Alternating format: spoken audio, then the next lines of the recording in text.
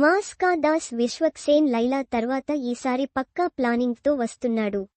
లైలా కోసం విశ్వక్ ఎంతో రిస్క్ తీసుకుని మరీ లేడీ గెటప్ వేయగా సినిమా ఆడియన్స్ ని మెప్పించడంలో విఫలమైంది.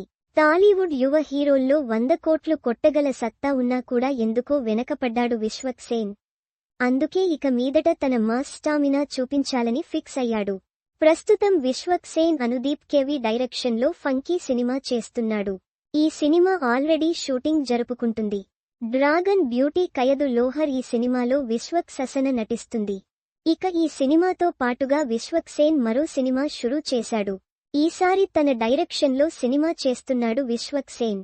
విశ్వక్ సేన్ డైరెక్షన్లో వచ్చిన ఫలక్నుమా దాస్ మాస్ ఆడియన్స్ ని మెప్పించింది.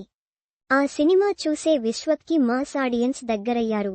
ఇక ఇప్పుడు మరోసారి అతని డైరెక్షన్ టాలెంట్ చూపించాలని ఫిక్స్ అయ్యాడు విశ్వక్ సేన్. కల్ట్ అంటూ క్రేజీ టైటిల్తో వస్తున్నాడు విశ్వక్ సేన్. ఈ సినిమా డైరెక్షన్ మాత్రమే కాదు నిర్మాతగా కూడా తనే వ్యవహరిస్తున్నాడు. అయితే విశ్వక్ సేన్ కల్ట్ సినిమాకు కథ, స్క్రీన్ ప్లే, డైరెక్షన్ తానే అయినా డైలాగ్స్ మాత్రం మరో దర్శకుడు తరుణ్ భాస్కర్ కి ఛాన్స్ ఇచ్చాడు. విశ్వక్ సేన్తో ఈ నగరానికి ఏమైంది సినిమా చేశాడు తరుణ్ భాస్కర్. అప్పటి నుంచి ఇద్దరి మధ్య మంచి బాండింగ్ ఉంది. తరుణ్ భాస్కర్ రైటింగ్ కి ప్రత్యేక ఫ్యాన్స్ ఉన్నారు.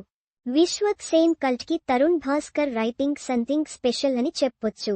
ఈ మధ్య విశ్వక్ సేన్ సినిమాలు అంచనాలను అందుకోలేకపోతున్నాయి.